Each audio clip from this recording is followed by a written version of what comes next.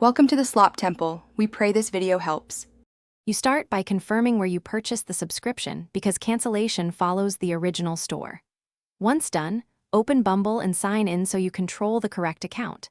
Make sure you have your device with the logged-in profile and payment details available. This speeds verification. Next, tap your profile then settings to locate subscription or purchases.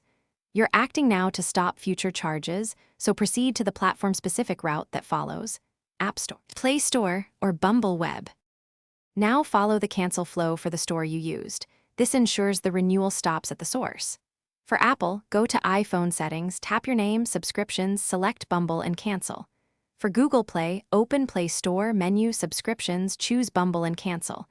If you bought on Bumble Web, sign into Bumble.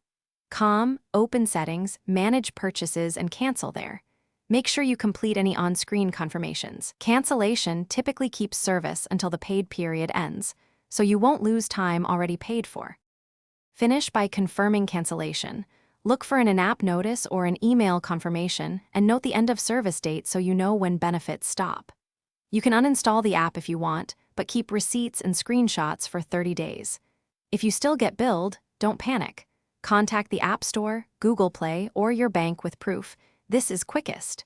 Make sure you use the same account used to subscribe, because wrong accounts are the most common cause of failed cancellations and billing confusion. Thanks for watching. Consider subscribing if we helped you.